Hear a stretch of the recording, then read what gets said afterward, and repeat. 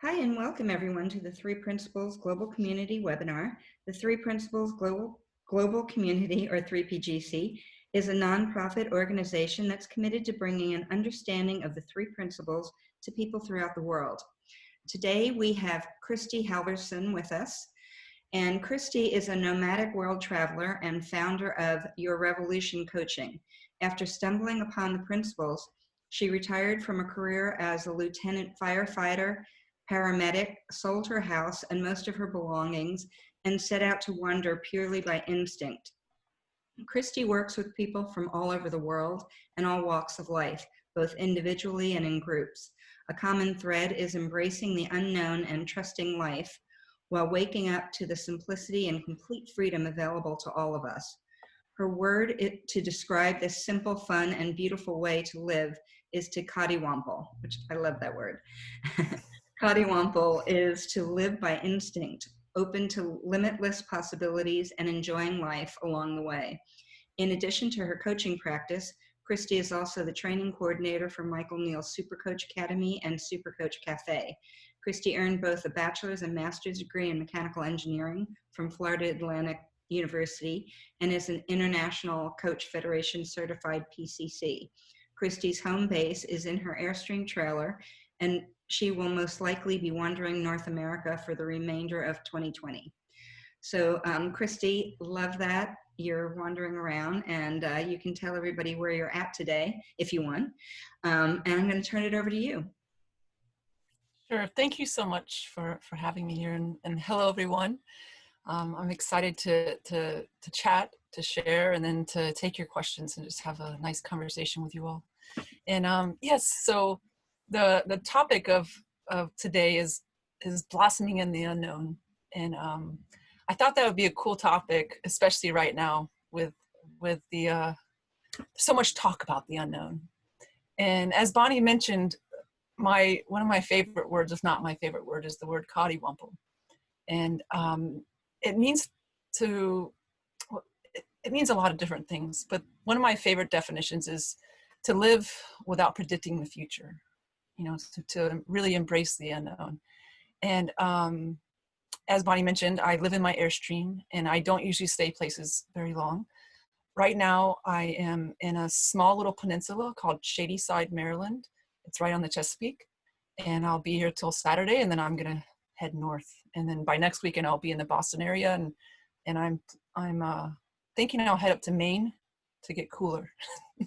That's another thing, is the way I live. I really migrate like the animals and the birds. So I try to stay where the weather's nice, and since it's so warm right now, I'm heading north. So blossoming in the unknown. I'm going to first kind of share, because I know some of you on here, and then there's a lot of you I don't know, and just to give a little background about Coddiwompling and kind of how that came to be. And I had this dream in 2015 to travel and live in an RV. And I was a firefighter paramedic at the time, and I wanted to do that when I retired, but waiting till I was 55 seemed like a long way off. So I decided I wanted to hit the road by the end of 2020.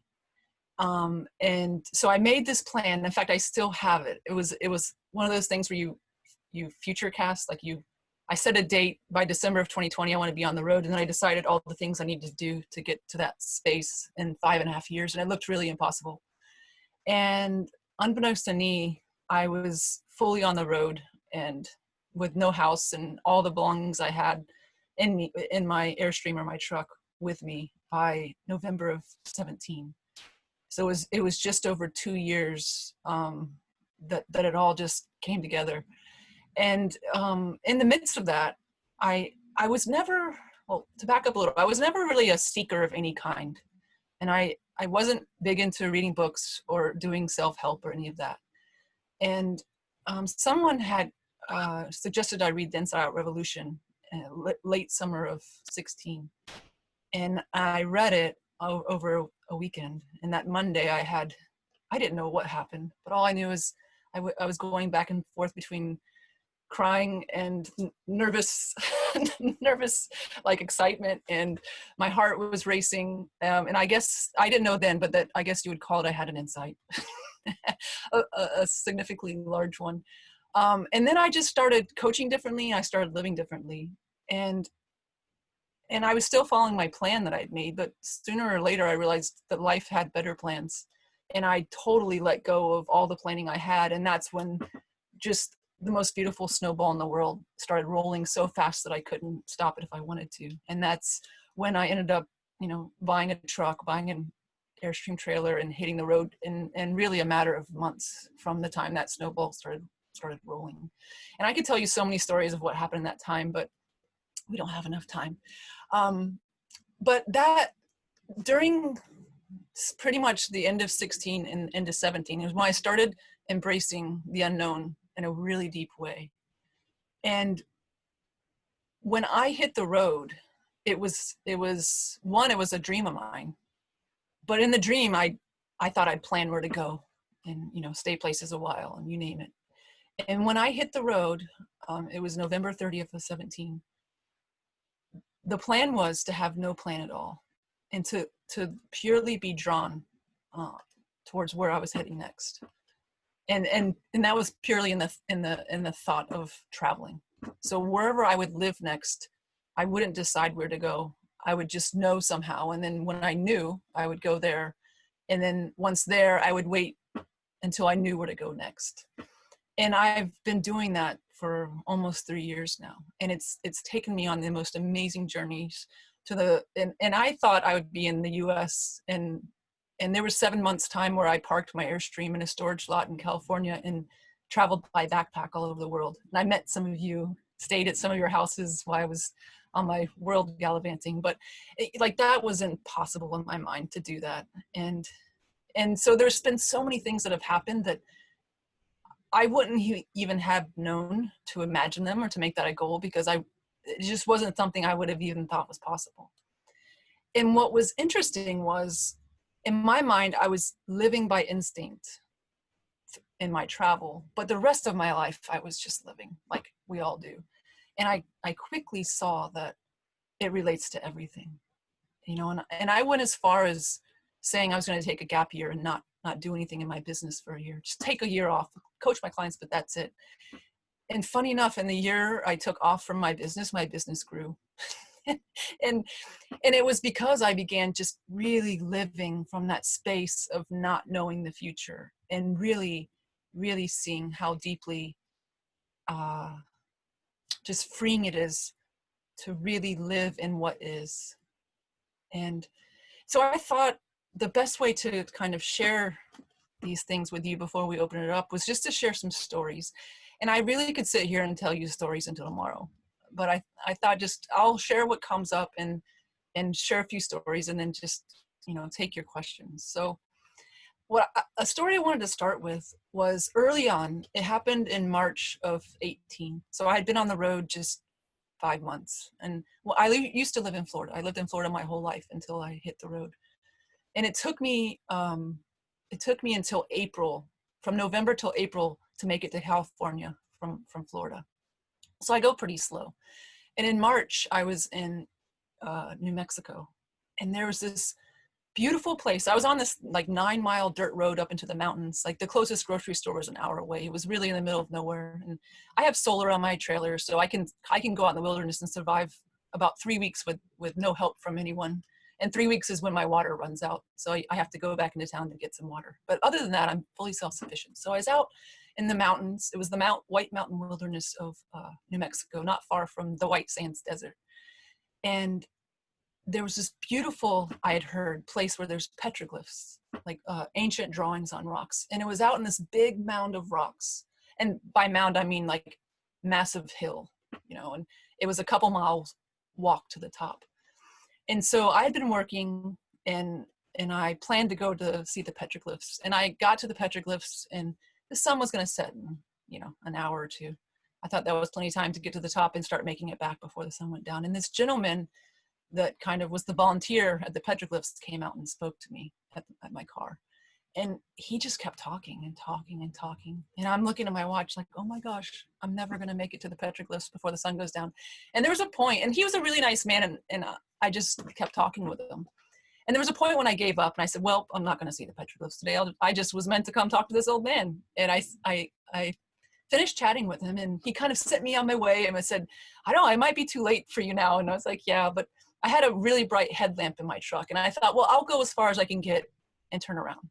So I put my headlamp in and started walking up the hill, and the sun began setting. And where I was, it was 360 degrees of mountain ranges. So in every direction, but the mountains were miles and miles and miles away. They were really far away. It was all this desert and then just ridges all the way around.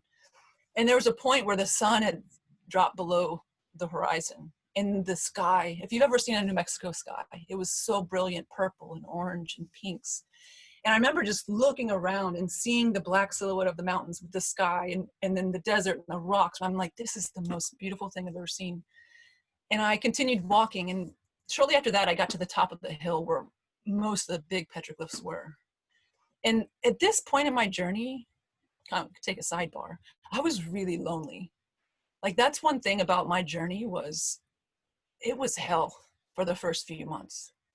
In fact, there was a time between February, March, and April that if I could have pushed a button that magically brought me back my house, my old job, sold my Airstream, my truck, and put me back in my old life, in a heartbeat, I would have pushed the button.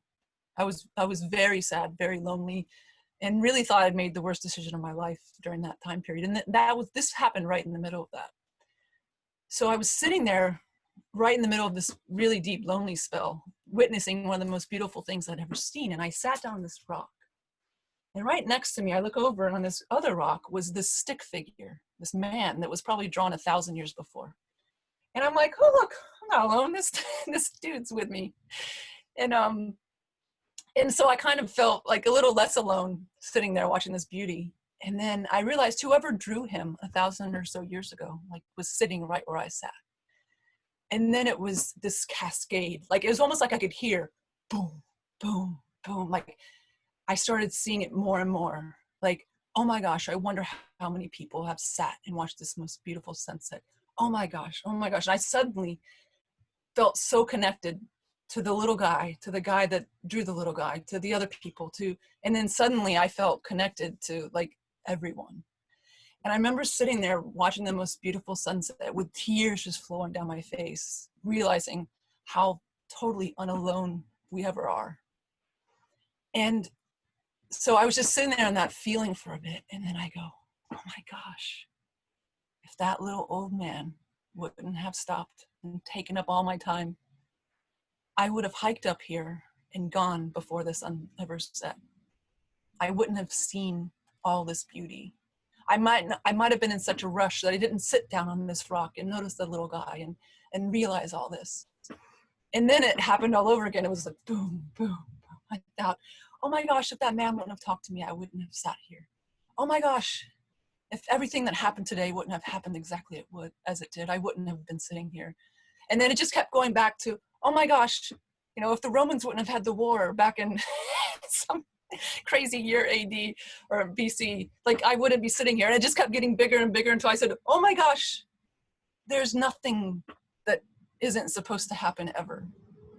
And it was just so, like, two major things just sitting on this rock in the desert.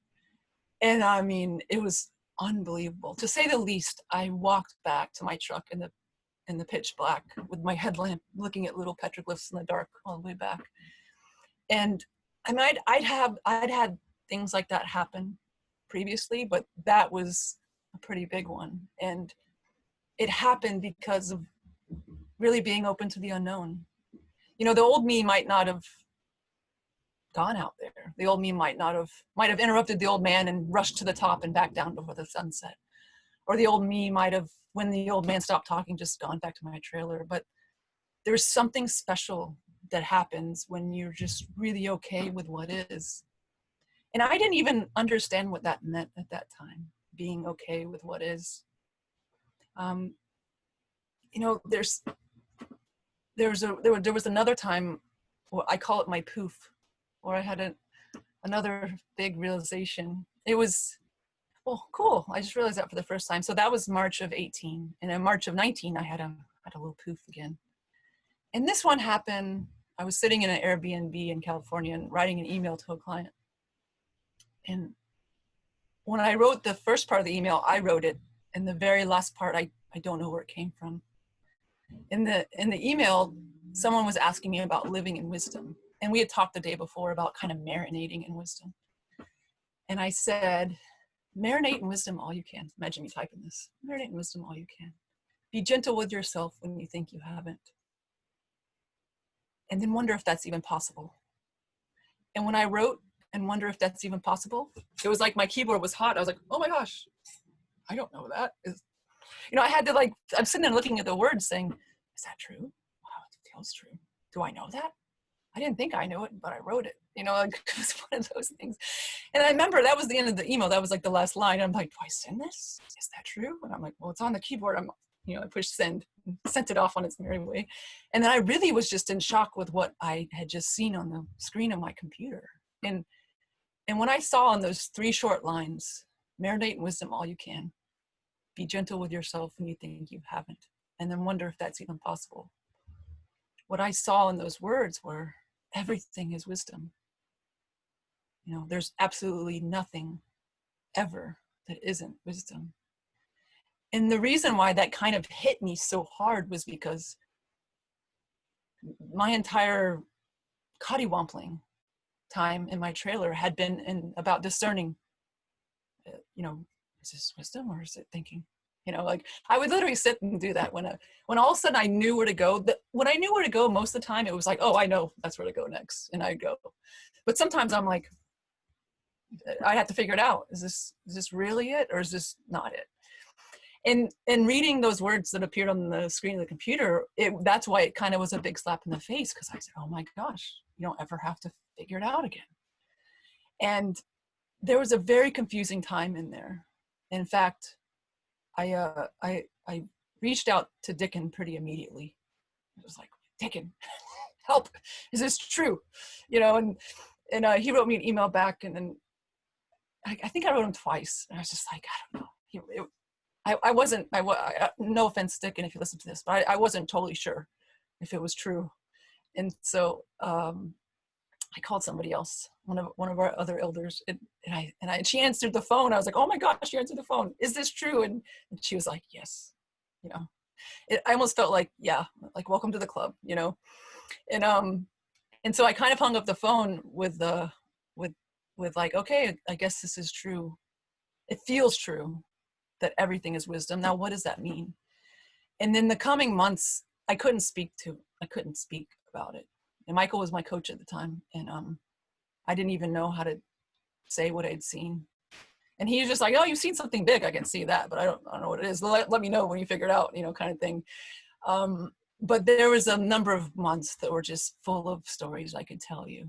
And it was the best I could say in the very beginning, like a few days after I wrote that email. I couldn't explain like I was talking, like I've been talking to you now. It really was something I couldn't speak about. The best I could say was, you can't get it wrong. That's what I don't know, but you can't get it wrong. In life, there's no getting life wrong. There's no getting anything wrong. And that was the best I could do in explaining it. And that's deepened. And it was almost more magical when I couldn't explain what I was feeling, but it's been quite a journey. And, fast forward to last summer. Last summer, I fell in love with Oregon. I planned to go to Canada all summer, and I went to Canada about 3 weeks, and I'd stopped in Oregon for a day or two on the way to Canada, and I was like, going back to Oregon. So no offense to our Maple Leaf friends, but I went and toured Vancouver Island for about 3 weeks, and then turned the bus around, took a ferry back to the Olympic Peninsula, and drove right back to Oregon. And I hung out in Oregon almost the whole summer. That's been the one place where I've stayed the longest, was in Bend, Oregon, Central Oregon. And there was a couple nights, I left my trailer, more in civilization, which really wasn't. It was in the National Forest. And I drove way out deeper into the forest where trailers can't go. And I just brought my hammock in my truck, and I slept in a hammock in the trees for a few nights right over a river. It was beautiful. It was beautiful waking up in the middle of the night with really large animal noises, and me by myself hanging in a tent between 2 trees. And I'm thinking, this is kind of like fishing, but I'm the bait, you know? As I'm laying in my tent in the pitch black with all these animal noises. And I'm like, I hope that's a big deer or something. Because if it's not, I don't know if I want to be in this hammock. But it was funny because there was at one point I was in my hammock. And again, I was out in the unknown. And I was hearing animal noises. If I had the animal noise dictionary and I could diagnose what those things were, it might not have been as fun, but my heart might not have raced as much a few times. But I was really pretty calm. I was just kind of wondering, like, wow, I wonder what that one is. I wonder what time it is. It's like, and there was a point in time where I'm laying in my hammock, and it had to have been like 2 or 3 in the morning, and it was really cold. For summertime, I know I'm from Florida. In the summer, you're like sweating like crazy. And where I was in Oregon, you're at elevation, and it's freezing cold. So I wasn't going to get out of my hammock at 2 in the morning because it was way too cold out there. And I just laid there, and I was feeling so at peace amongst all the large grunts and moaning sounds of the animals. And I thought, I should be more scared. I really should be more scared. And I instantly became very scared. And I was sitting there like, oh my gosh, if I rolled out of my hammock and crawled to my truck, I could be there before whatever that is could get to me. And it was funny because then all of a sudden I said, why am I wasn't scared and now I'm scared. Like, it's just because it's dark out. If it wasn't dark, I wouldn't be scared. Like it was kind of that stuff. And like, so within like less than a minute, I went from not being scared of all to talking myself into being really frantically scared to like not being scared again and like going back to sleep in my hammock. And I was just like, wow, this is amazing. Like nothing changed. I've been in my hammock the whole time and I can go through all these emotions in less than a minute. And it's like just part of this journey of into the unknown and blossoming. Like part of the blossoming is realizing how life teaches us. Like my eyes weren't open like they are now back in 2015 and 2016 and even most of 17.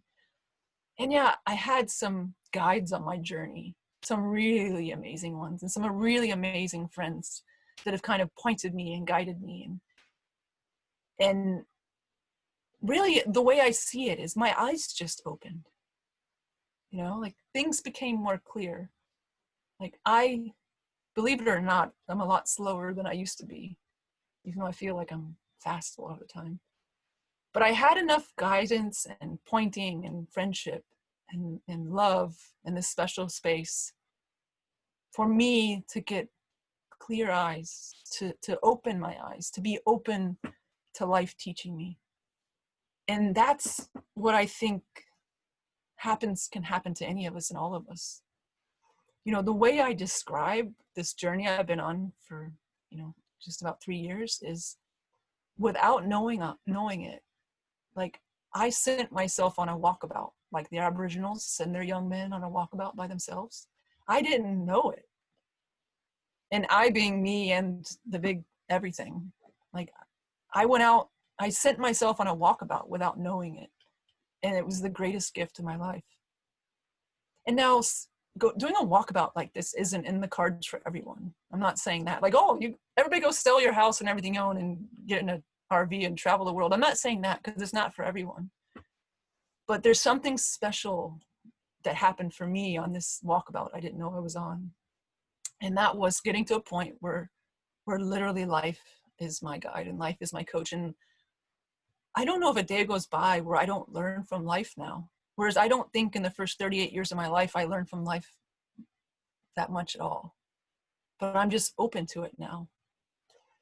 And so that going back to Oregon in the tent or in the hammock between the trees with the animals. So I'd been out there for 2 days and I hadn't bathed because you're out in the wilderness.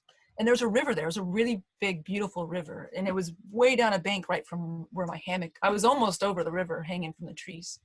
But this river was cold. When I say cold, I mean like you can't breathe cold. And I thought, I'm going to go wash my feet off before I go to bed because my feet had gotten really dusty and maybe wash my face. So I had to walk a little ways downstream to get to a place in the river where I could walk in the river. So I walked into the river right about ankle deep And I was just splashing. I had a little squeezy bottle of, environmentally friendly soap. And so I had that in my hand, and I was just like swooshing, and I was in my bathing suit just so I could wash my legs and my face. I was like just getting the water onto my legs, like from my knees down, and washing. And I was like, well, I need to go a little deeper because I was in like 3 inches of water. So I took a step into the river. Well, I didn't know that the bank was, 1, slippery, and 2, went straight down. So when I took my 1 step, my foot hit the slippery slope under the water, and I went in, like all at once. Just, it's amazing. And a foot's difference is like 3 inches deep to like really deep. And I just went into the river. And again, it was enough. It was like a polar swim without planning. And I was like, I remember like, oh, it's like you can't even breathe. It's so cold. And I just remember coming up, like I think everything got wet. Like I kept my head above water, like it was up to here. And I'm holding my soap still. And I'm like, oh, I guess I'm taking a bath. And so I just squirt my soap, like wash my hair, like wash myself. I was only supposed to wash my lower legs and my face. And now I took an entirely full bath in this water, which it had to be in the 50s, if not colder. It was very refreshing. And in fact, I know this is recorded and who knows what's going to listen, but I was like, well, I'm by myself in the wilderness. So I'm there with my soap, and I took my bathing suit off and just chucked it onto the shore. So there I'm in this cold river, fully naked with my little squeezy soap, like taking a full on shower or bath in the river. I rinsed myself off, and I kind of climbed up the little steep part and back to where it's like 3 inches deep, and, grabbed my bathing suit and put it back on and walked back up. And I was walking back up the trail back up to where my hammock was. It suddenly hit me. Oh my gosh. Microcosm for life just happened. Like it was just, as I was walking, it was like, it hit me. I'm like, microcosm of life just happened. Like the plan was, Kristy's little plan was, go wash my lower legs and my face to get the dirt off so I can be cleanish when I go to sleep in my hammock. Well, life like laughed at it and said, why would you go wash your lower legs and your face? You're taking a bath. And like, so I didn't know that was going to happen. But the whole time, life with a big L was like, no, this is happening. Like it knew that since way before I was born, like way, way, way back. I was always going to take a bath in the river that night. I just didn't know it yet. And what I saw, this is all in my head as I'm walking back to my hammock, like, oh my gosh, like it was another one where life taught me. And I thought, there was a time where if I went to take a little splash off and I fell into a freezing cold, frigid river, I might have been like, what the heck? Like, oh my God, this ruined my night. But I didn't. Like I literally fell in the river. I'm up to here, like doggy paddling. I'm like, I guess I'm taking a bath. And I realized like, that's how I live life for the most part now. Like every once in a while I forget, but it's not something I have to think about. Like I'm so cool with the unknown now. It ends up when stuff happens, like again, not all the time, but most of the time, like when you're so embracing the unknown that when stuff happens, you're like, oh, I guess that's what's happening. Like it's just what is. And so on my way back up to the place where I had my hammock, I was seeing that in like vivid color. And that was another instance of life stepping in and saying, here's the lesson we're going to learn today. And it was so cool because I was like, oh my gosh, I already knew this. And I didn't think I knew that. Because if I didn't know it, I would have been angry or upset or somewhat disappointed I just fell into a frigid river, but I was totally cool with it. Like, I must know this more than I think I know it, even though I didn't know it until just now. Like even that, I was like laughing at myself walking back up to my hammock. So like that's another blossom in the unknown. And why I'm telling you all these stories, and again, I can keep going. Like, if you want like bedtime Storyville, just give me a call sometime and I can tell you stories like this for a long time. There's so many. People keep saying I should write a book, and I think that might happen one day. But why I'm sharing this all with you is because, like, especially when all this stuff started happening that's happening in the world right now, with COVID and all that, there was all this talk about uncertainty and the unknown, and I'm like chuckling. I'm like, I'm like, wow, like we were all living in an illusion that things were known, that plans were done, that everything was certain. Like, but it never was. Like, life in the world, all of us together, what's happening, circumstances, like, it's no more unknown now than it's ever been since the beginning of time. Like, it's no more uncertain now than it ever has been since the beginning of time. And I totally know, like, we can't get this wrong. Like, life with a big L can't get this wrong. Like, all this is happening, it's just what is. It's all of us falling in the metaphorical river together. And we can either be like really pissed that the water's cold and we got wet, or we can take our bathing suit off, throw it on shore and be like, woohoo, I'm taking a bath. Like, but it's like, it's what is. And this is just, I might be saying this just because, man, I've had such a wonderful time in the unknown. But remember, I started off saying how miserable I was the first few months of my journey, and how unhappy I was, and how lonely I was. So it's not that it's not been all rainbows and butterflies, but until I saw, like, it might not have been. But thankfully, life is there to kind of coach and guide and teach us along the way. And oh my gosh, believe me, things still happen that get me in a tizzy, but it's just much more rare than you think. And it's the what is thing. You know, like, think for yourself how much, or even what would be there for you. Like, the more and more comfortable you become with knowing you can't get it wrong, knowing life can't get it wrong, knowing everything is exactly what is, and knowing it's all unfolding perfectly. So even if it doesn't seem perfect right now, there's a part of me that always goes, it's unfolding perfectly. I don't know. One day I'll probably see what's coming from this. Like, right now, it's not obvious at all. But even that, there's such a peace in that for all of us to know that it's unfolding perfectly. Even if we forget and it seems like all hell's breaking loose, there's this tiny little part of us that says, psst, it's unfolding perfectly. It's okay. So even in the midst of chaos and like really having a bad day or week or month or year, if we know that it is unfolding perfectly, what is perfect. There's no getting it wrong. There's something so special in it. And what I've noticed for myself, especially just in the last year, or even the last 6 months, is the quietness that happens when there's no regret and worry. Because imagine that. And some of you are already there, like way before I saw this. I'm preaching to the choir a little bit, but imagine it for yourself. If you never had anything to regret over, because hey, you can't get it wrong. Like, it was going to happen. And then at the same time, there's nothing to ever worry about ever again, because it's going to unfold. So why even like waste our time or energy thinking about what's going to unfold? But because it just is. Like, what is now, what is always has been, and what is always will be. And in that place of realizing that, it's like somebody takes the knob of the stereo in the car and just goes, and you're like, hello, is anybody here? And that's the comfort, the blossoming in the unknown.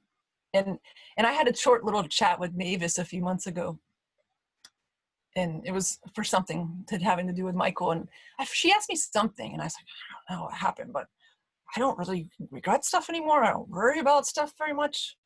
And like, it's just really quiet. And Mavis, in the way only Mavis can say this, she goes, shh, she just got tired of the drama.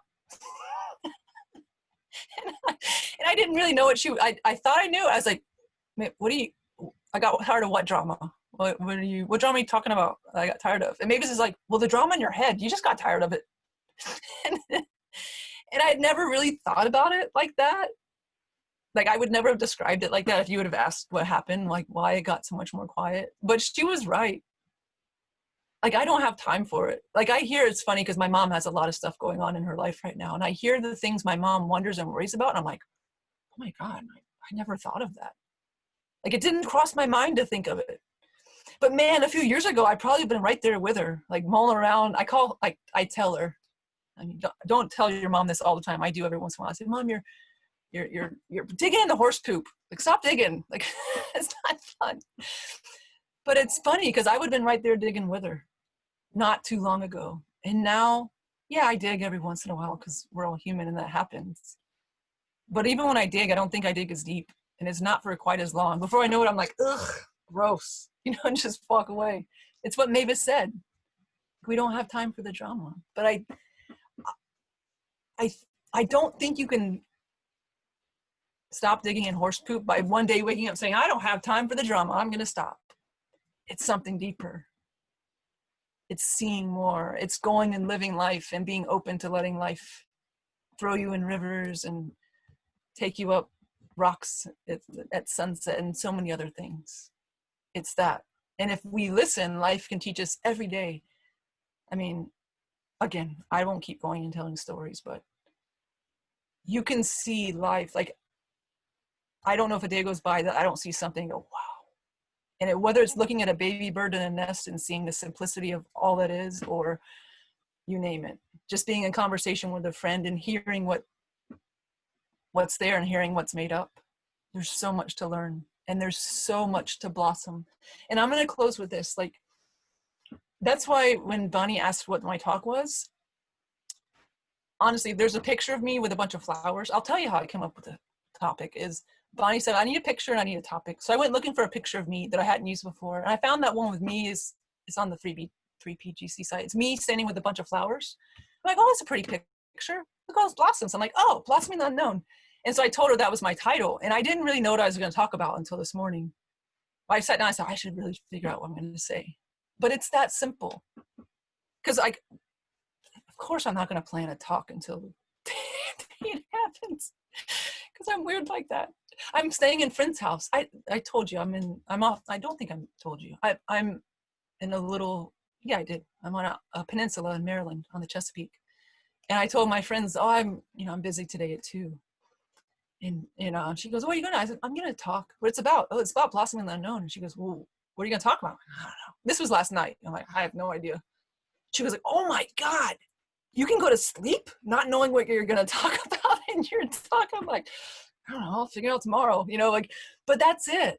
But the thing is, there's nothing wrong. If I wanted to sit down with it last night and be like, oh, I'll tell some stories and take questions. Like, I could have done it last night. There's no rules. But I seem to just feel more comfortable letting it come when it comes, and it did. So the blossoming part, getting back to that, I get sidetracked sometimes, is you don't have to make a blossom. Like, it just blossoms. And it's kind of does its own thing. Like, you might, like, if it's in a potted plant and you take care of it, probably will be better if you let it have sunlight and water it every now and then. But you're not in charge if it blossoms, when it blossoms, if it ever blossoms, if it blossoms again. Like, it just does. And we're the same. But the way I see it is the more we can be okay with what is, like really deeply okay, the more we can be really comfortable with uncertainty in the known, because really anything else is just an illusion. Like, that's like water and sunshine for our blossom. So we are all going to blossom in the unknown, whether we like it or not, because that's what blossoms do. But it's just, I don't know, the colors might be a little more vibrant or something if the more we kind of bathe in the unknown and the beautiful simplicity of the uncertainty. And really, to live life in the unknown, to live in the beauty of all that is and certainty, to live in that love, to live in that freedom, like, that is true heaven. And that's it, plain and simple. and it's right there for all of us. So with that, hopefully I rambled long enough or short enough. There's more stories, so if you want more, just, they're there. But yeah, I would love to hear what your thoughts are, your comments, questions, anything. Yeah, if you have a question or a comment for Kristy, open the participant box by scrolling down to the bottom of the screen and clicking on the little two people icon. And then when the white sidebar opens, at the very bottom, it says raise hand. So raise your digital hand and I'll unmute you. Love those stories, Kristy. And we have Narit. Yeah, thank you, Kristy. I really enjoyed just hearing you, and I actually can listen to your stories the whole time. I can listen to this for a full hour. And really appreciating the journey, you know, the reminders, the message. I took a year off when I was 30 and I went to the Far East, and it was the same thing. You know, I didn't know why I was there, what was the point, fighting with myself for the first few months until I started getting insights and then understanding why I was there. Yeah, and this was just timely. It was timely. I'm financially in a place where there's shift, a lot of shift. And I noticed that yesterday and today, because I'm seeing the shift, there was some fear thinking that came up. And I was able to catch myself, you know, and say, oh, there's some more anxiety promoting thinking about the financial future. And just hearing you today just reminded me to not try to figure it out, but, you know, I've sent the message to the universe. I said, you know, show me, you know, and it just, listening to you talk, just like, more solidified that, you know, oh, this is the space I want to live in. This is one of the space of possibilities where I can, you know, being in a place of trust, asking, oh, that's what needs to be done. Let's see how this is going to come out. So I really appreciated it. And again, I can hear you the whole time, a full hour. Well, beautiful. Thank you, Kinneret. Or Kinneret, sorry. I usually get it right and I said it wrong that time. Yeah. Did you have any specific questions or Yeah, I mean, it's a beautiful share. I just really appreciated it, you know? Yeah. So I just wanted to put that out there. I don't think I have any particular, okay, maybe I do have a question. Okay. I have a client that I'm working with that last week there was a lot of, yeah, but what about that? And yeah, but what about that? And yeah, but what about that? And but what about that? And but what about that? And you know, that was a lot of that. How do you handle that? Well, it's hard to say when, you know, when you're not there, you know, to have the feel and, you know, and, but just the way you described it, you know, it just sounds like, you know, it's kind of like they're keep wondering, what about that? And what about this? And what about that? Yeah. In that place, it's kind of like what I was just describing. Like, it's so hard to hear life, you know, and whether life is coming through you or through a baby bird in a nest or you name it, anything. Like, I get it, because I mean, I still feel like I'm a fast thinker and mover. And if you saw me a year and a half ago, you would say I've slowed down a lot. And honestly, if you saw me 5 years ago, you would have thought I had ADD or something. But I notice the slower I get, the more I see. You know, the quieter it is up here, the more space between all that, the more life has a chance to kind of reach in there either pat you on the back or grab you by the throat, whichever one it feels like doing at the time. You know, but yeah, like, so to me, like when there's someone I'm with, whether it's a client or a friend or family member, and I can hear how fast and tight things are, it's a matter of just, I don't know, you can't say what to do because there's a million what's, but it's realizing that when it does get slow and gentle, like things will just become clear, you know. And I saw that, like, one of the coolest client intensives I ever did was when one of my clients said, she lived in Canada, and she goes, "Hey, would you mind if I flew you to Canada to do my 3-day intensive?" I'm thinking, no, I won't mind at all, you know. And she's like, "Well, would you be okay with doing our intensive in a yurt?" And I wasn't truly sure what a yurt was, but I was like, that sounds cool. I'll I'll take it. And then she did. I went to Canada.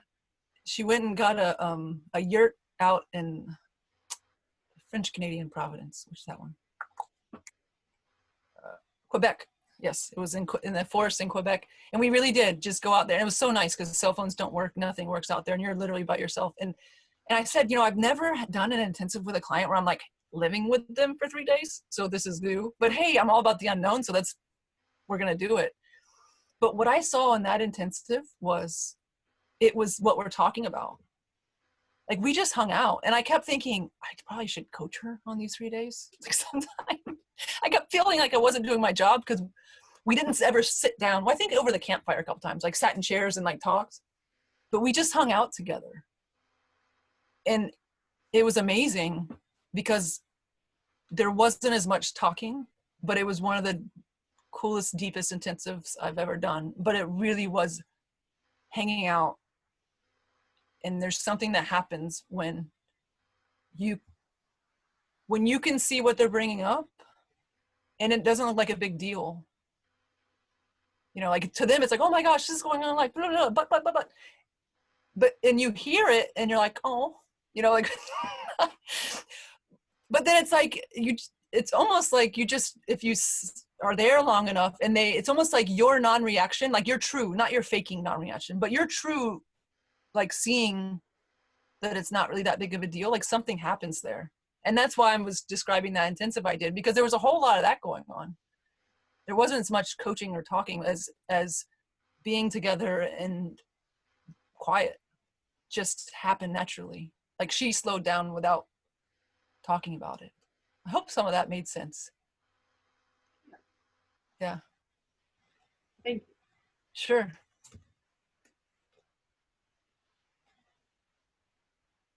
Anyone else? Anything? Deborah, my friend in Pittsburgh. I haven't told you yet, but I'm planning to go to Maine, and on the way back, I was thinking I could maybe slide through Pittsburgh. We're here. We're not going anywhere. So you're always Awesome. invited. Yeah, that'd be cool. Yeah. Okay, so I was hesitating to ask this because it feels like maybe too big for 10 minutes, but you were talking about like that feeling of it not being any big deal, you know, and so you could see that it was a big deal for her, or it wasn't a big deal for you. And I've been playing with this lately because I was listening to an old recording yesterday where George Pransky was talking about there's two situations where you can see that your grounding is weak. And one is when you're too deep in your client's challenges, and the other is when you can't feel your client's challenges, like you're too removed. And I know I've heard you say before also that like there was a time where you didn't feel, where you were kind of immune to feeling.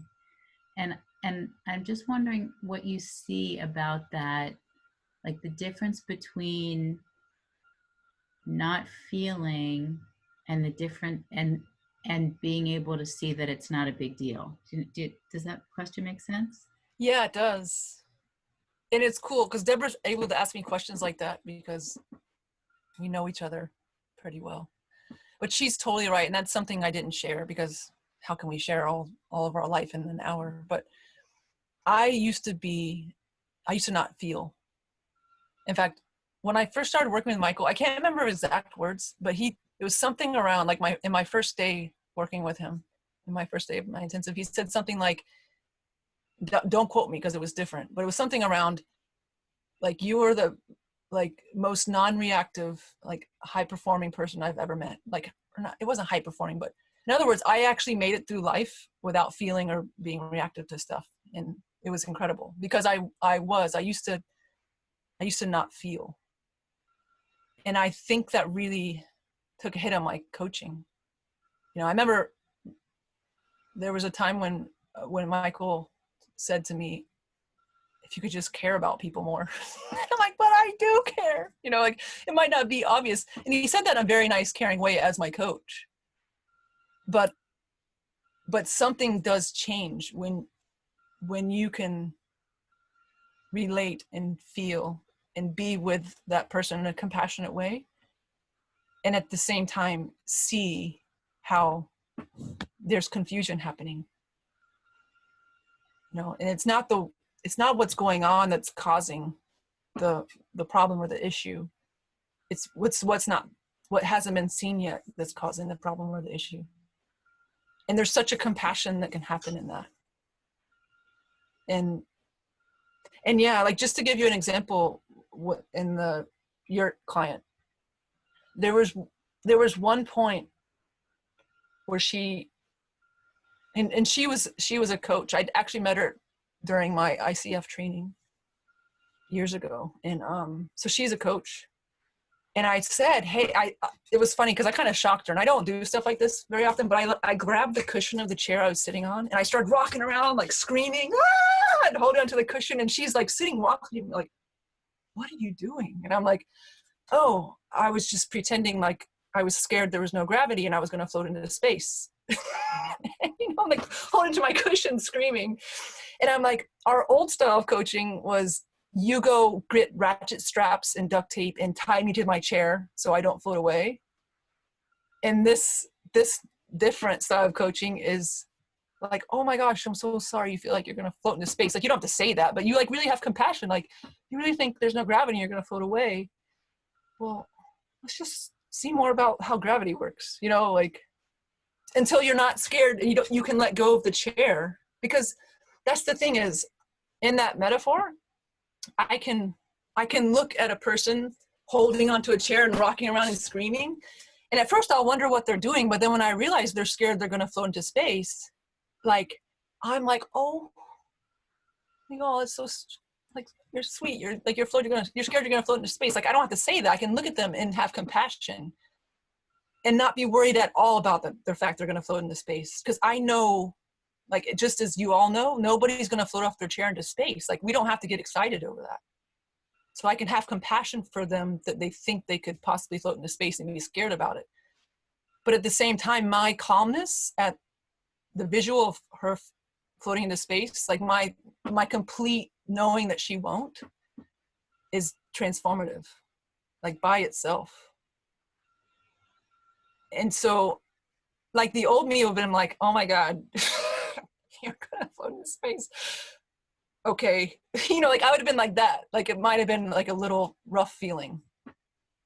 But the me now, I can have compassion and empathy and, like, in my head, realize what it must feel like to think you're gonna float away.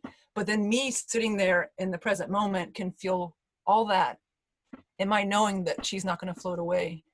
Like, that first begins to change. And then realizing I can just sit back and be like, huh, like in my head, just, oh, I wonder what this is going to be like. You know, like not even getting a plan together. Okay, what am I going to do to help her see she's got gravity on her side? She's not going to float away. Like, I don't necessarily do that anymore. It's just in the moment. That's why it was hard to answer Kinneret's question, because in the moment with somebody sitting there in front of you thinking they're going to float away, like things will come up. And I love that my coaching, I don't know what's going to happen. Like, it's like, well, you know, me and you do the same thing. Like, it's just, we can trust, we can, in the coaching, we can live in the unknown. We can be in uncertainty and trust that something's going to come up. But our calmness in the face of someone else's emergency is kind of the difference there. So you can feel and yet still be there for them. Does that sound somewhat true? Have you ever had trouble being there for them? Have you ever been like almost like cynical? Like, why can't they see this? Like the other problem. Do you know what Yeah. I mean? Yeah. Like I can't, like having, like I can, I know they're going to be okay, and I'm not feeling compassion for them. Yeah, I mean, I think anyone that's a coach here, or anyone that's not a coach that has a sibling or a mother or friend or anybody, and you're just like, what the is wrong with you? Like, can't you see this? But the thing is, I know now enough to know, like, when I get frustrated like that, it's just me, you know, it's something here. It's not them, you know? So again, it's like, you can't say what to do in the moment because it's going to be different for everyone in every situation.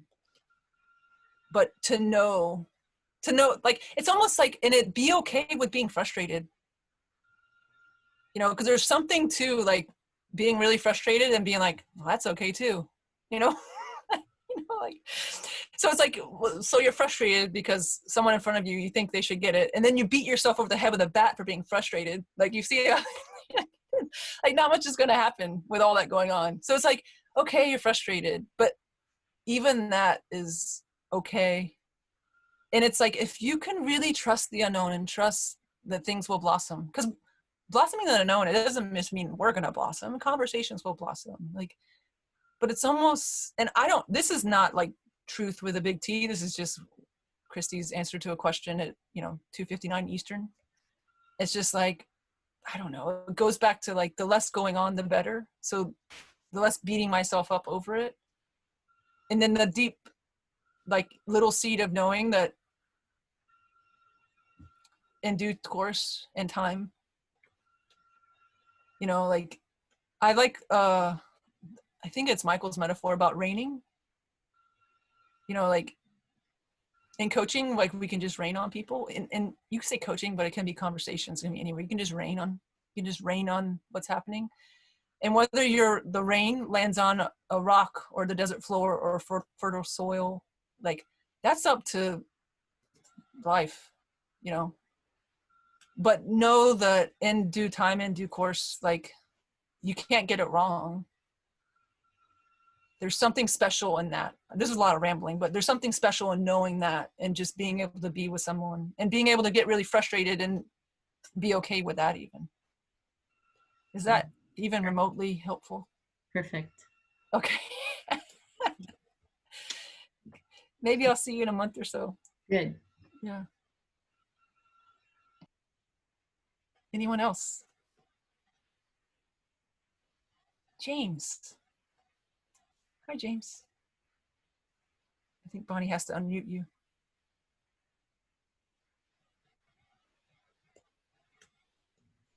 Oh. There he is. Hi, I just wanted to say I really love that analogy of the walkabout. Yeah. And it just felt like walkabout doesn't just mean traveling like what you're doing. It could mean just going to the grocery store or just living your day, because all of us are just uncertain about what's going to happen, what is happening, as uncertain as you are. And like, I just thought about when I went to Costco for the first time after lockdown, and it was so new and everything was so scary and it was just so intense, and it just felt like I'd never seen Costco before. It just felt so different. And I think this pandemic is kind of teaching us that, like you said, everything before and after is just so different. And you can look at it as like this fearful thing, or you can look at it as almost like an adventure. And I just wanted to say that's what I got from your talk. Yeah, beautiful. Yeah, it's all an adventure. it's just so unknown. But I do have one question. How do you deal with that sort of doubt, that invisible doubt that comes with every decision? That sort of, I mean, you make decisions that are really, really big and they change the course of your whole life immediately. Whereas, you know, my decisions are much subtler, but there's always this sort of invisible doubt there. So Yeah, well, I think we probably make decisions the same. You know, there's like, that's what I've seen about decisions, because that's the whole discernment thing is, man, like we don't really ever have to make a decision.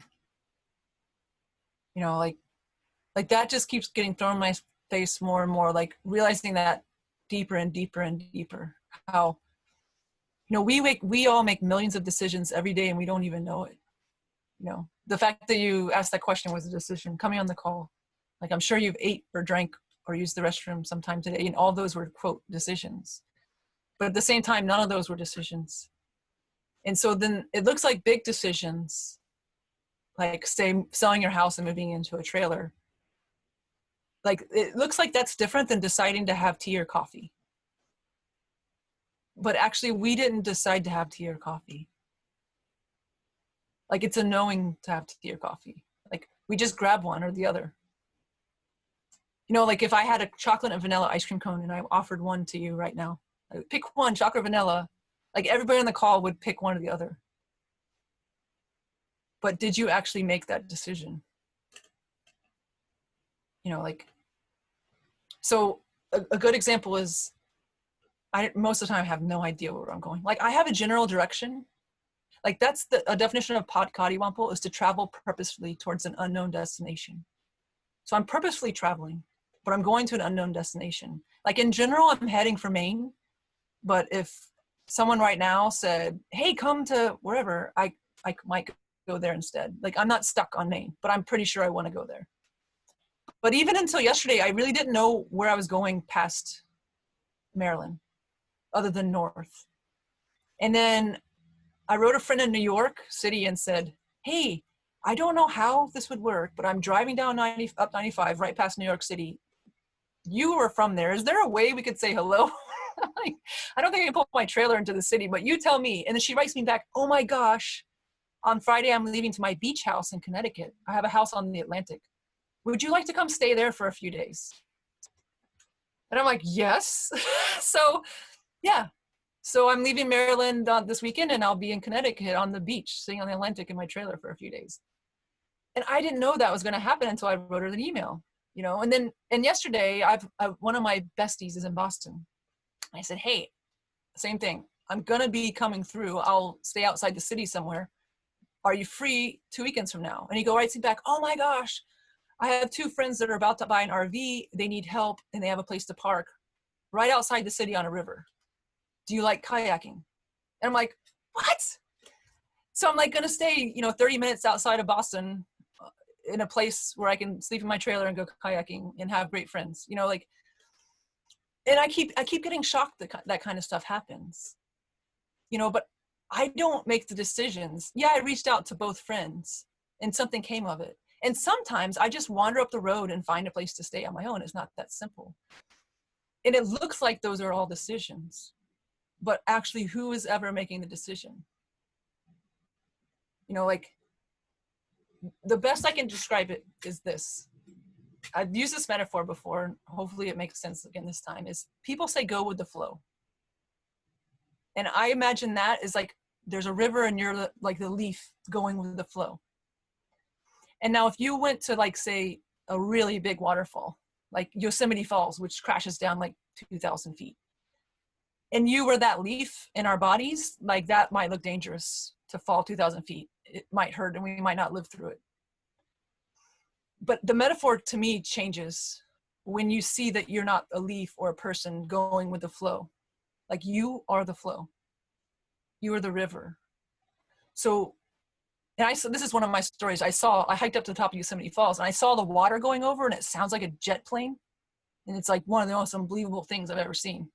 And I'm thinking, if I was a water droplet coming up to Yosemite Falls, I'd be like, woohoo, I can't wait to go over, because there's no way you can get hurt. You're a water droplet. Water droplets can't get hurt, you know? And like, this is a whole nother, we could talk about this for an hour about that metaphor. But when we see that we are the flow, like the flow doesn't decide, do I take a right or a left or go over the fall or not? But it is the flow. It is doing it. But it's just a different way of living. And in that comes a complete trust. And trust isn't even the perfect word. It's some other thing other than trust, but it's like trust. Like a complete, utter knowing that what rivers do is flow. And that's what we are. We're in life, in a flow of life. And all we have to do is be there. But the thing is that gets us in trouble is if we think we don't want to go over a waterfall, and that happens to be what the river's doing, then we get all up and like, this is not what I'm supposed to be doing today. But it's what is, it's what's happening.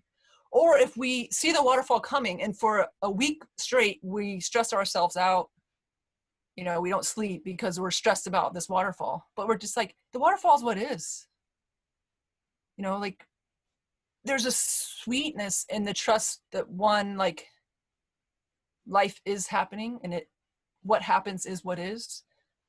And there's also a freedom in knowing like we don't know, but it works out. And the more quiet we are, the more beautiful the experience is. Does that sound at all true in some way?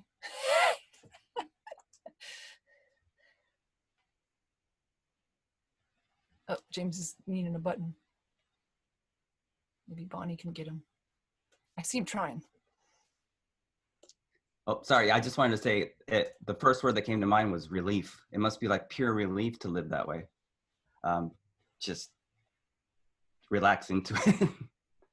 Yeah, relaxing, what you just said. Yeah. Yeah, but so because you said that must be pure relief. Yeah. It's almost like, well, what if you knew that that was there for you? Like it's sitting right there. Mm-hmm. There's no rush to feel it, but just like if behind the scenes you knew that was there, Mm-hmm. even if you don't feel it in the moment. Because like I said, I'm human. There's times where I don't see this at all. Mm-hmm. And I get up on my head and I get worried. Mm-hmm. But there's something special in knowing this Mm-hmm. that even makes that a little simpler. Yeah. Just knowing it. Yeah, or even having the hint that it could be possible. Yeah. You know? Yeah. Cool. Thank Like you. you're just like, yeah, sure. Yeah. It's there. Thanks, James. Yeah, thank you. That was beautiful. Mm-hmm.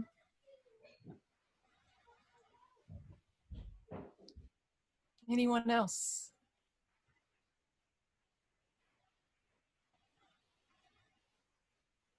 You can raise your digital hand or your real one. I keep seeing, oh, Nancy. Yeah. Hi, Kristy. Hi, everyone. Hi, Nancy. I've loved this. Thank you so much. I have a question. I don't know if I can even put it into words, but it kind of tied in with what Deborah was asking.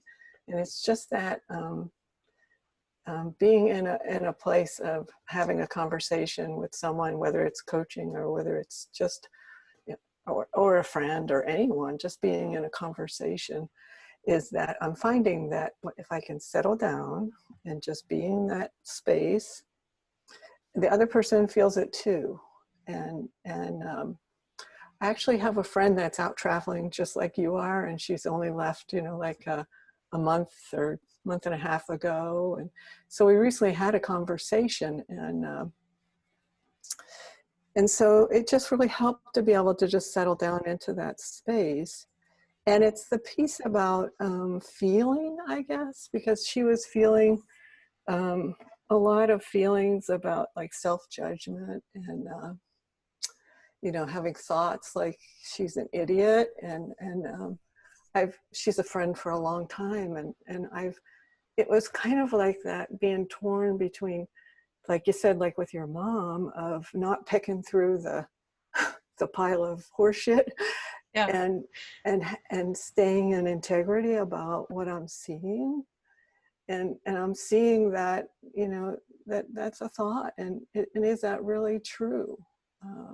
But there's such a strong maybe belief or core belief there that that she has to pick through that as a way to clear it out of her field. And so I struggled with, how do I not collude in, let's pick at this, and can I offer something that would be more able to point to say that, to be able to see, gosh, you know, we're sitting in the middle of this amazing miracle. And I know when I settled there that she really was like right there. But it occurred to me just to say something in the moment about when she talked about picking through that, that it just felt really tiring. And I guess that wasn't the best thing to say, but that's what occurred to me to say. So it's just that struggle of, I wasn't feeling stupid, or I wasn't feeling the thought. And so it's just not, I guess it's like help with how to stay in integrity about offering something other than colluding in this is actually real. Yeah. I don't know if there's, yeah. And that might be too big of a question, and we're already over time, and I can bring it to a coaching conversation at some point too. Oh no. From what Bonnie says, we have plenty of time. So, Oh. well, what comes up for you if you were to answer your own question? Oh. Well, I feel like I did my best to just be settled in that space of I don't know, and that I really didn't want to hold back, and I just said what was spontaneously there. Yeah. And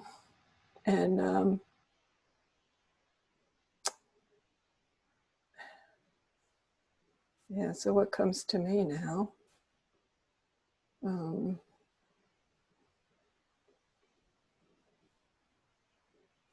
don't know, it's kind of like this other person over here, James was saying, you know, self-doubt kind of comes in. Like, Yeah. And that's so human too, by the way. You know, mhm. like if there's something special when we can, I forget who else this came up with, but we can feel the doubt. Mm. Oh, it was Deborah, like feel frustration. When there's a point where you're like, oh, I want to strangle someone, you know, but then totally being okay with that, like seeing where that even comes from, Mm-hmm. you know, because, oh my gosh, like anybody that can sit here and say, oh, I don't ever have doubt. I don't ever feel like I'm going to strangle someone. And I don't like that. I don't think is possible, you know, Mm-hmm. like the emotions that we feel, whether it's doubt, wanting to strangle, or love, or pure joy, like they're all the colors of the rainbow. Mm. You know, so it's just like the way I see it, the more we can be okay with feeling anything. Mm. Like there's something there, and it's that for all of us. So even the person you're talking to, you know, like I remember in my place of extreme loneliness, I mean, it was pretty serious loneliness, like crying in a drop hat, lonely. It was awful. And I reached out to a few people. And I remember talking to them. I couldn't tell you a word they said. And I sometimes felt a little better after I talked to them, but then I'd start feeling lonely again. But I know a few of them I talked to, like, knew what we're talking about. And there was a sense from them that it was okay. And I could tell that they knew that this was just a part of my journey. You know, there was a freedom or a peace or a sense of caring or love in the fact that, you know, some people I talked to and they would feel bad for me being lonely and want to solve my problem. And then there's some people I talk to that could love and care for me. And not that they ever said it, but you could just tell that they knew it was okay. Mm-hmm.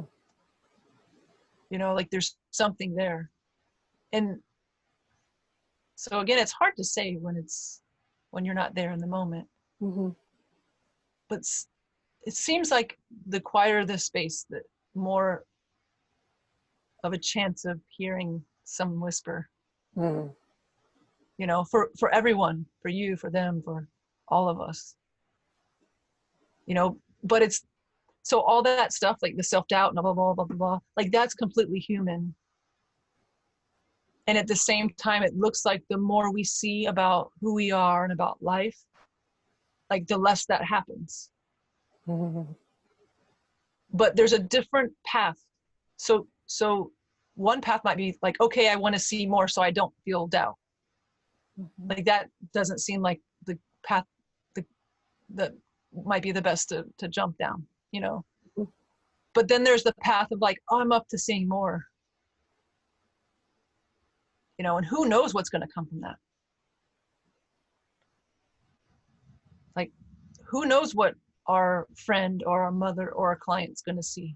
Right, right. That goes back to the unpredicting your journey. That's what Natasha's shirt says. Yeah. Oh.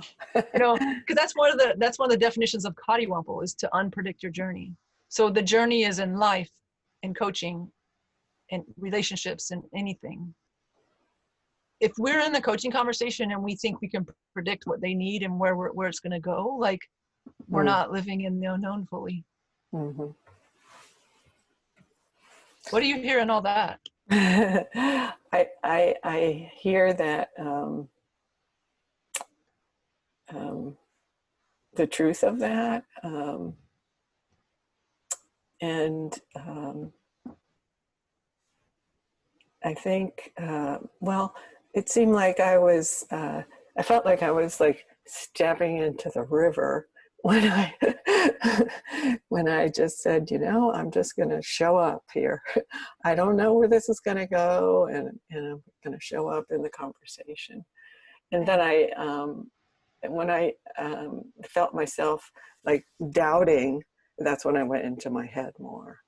And so Yeah. just to be okay about that. Yeah. There's some beautiful trust I can hear it in there. Mm-hmm. You know? Yeah. You know, it's like, I always love to come back to for myself and for, you know, people I chat with is it's so simple to say this, but then it's another thing to live it. But we're being guided by life at all times, you know, like, you know, like a little, I think of like a little chickie running along and you're just like, hey, go this way, you know? Mm-hmm. But the more simplicity, the more you know you're heading in the right direction. And anytime there gets, like if it's trending towards more complexity, like to me, that's a red flag waving. Mm-hmm. You know? I see that, yes. So it's like anytime, no matter the situation, whether we're in life or we're trying to make a decision or we're coaching or you name it, like if the trend is towards complexity, then there's like a time to sit, like and not sit, like you can actually sit if you want to, but just to pause, Mm-hmm. whether metaphorically or actually do it, Mm-hmm.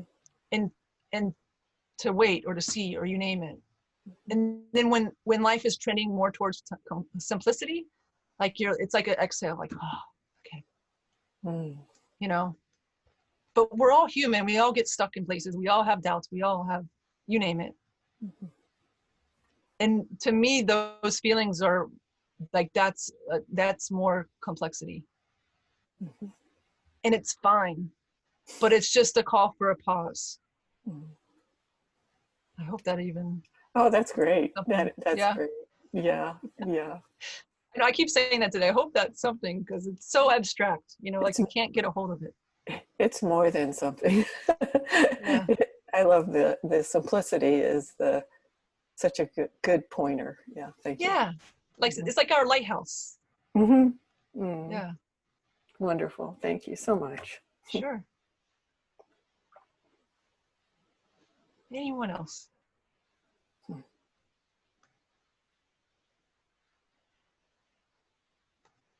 Looks like Dan wants to say something. I don't know. Am I making that up?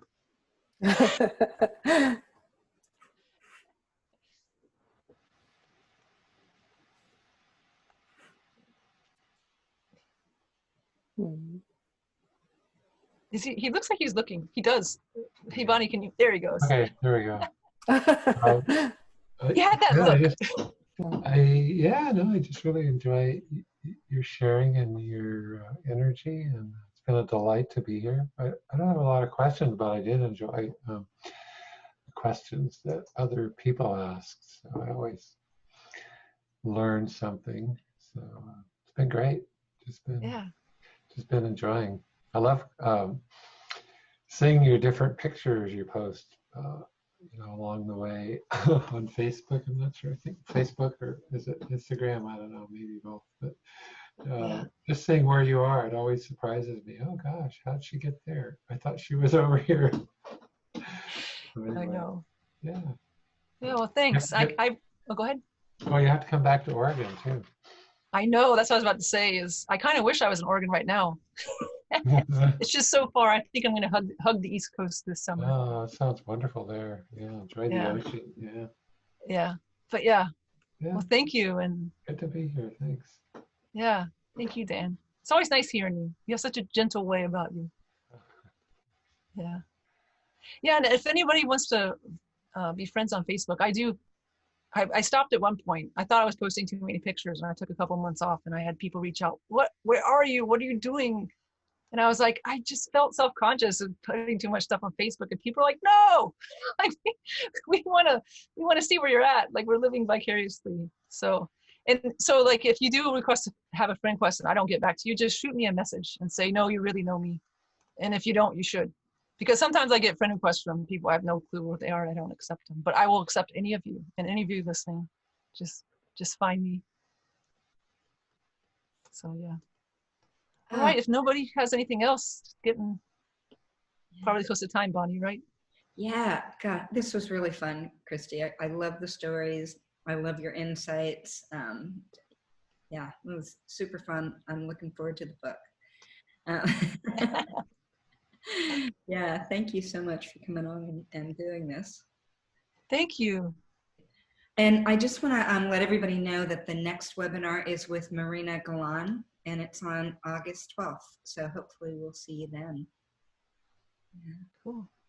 All right. Well, thank you so much, Bonnie. And thank you everyone for your questions and for just being here. This is a beautiful treat. So see you all next time. Bye, everyone.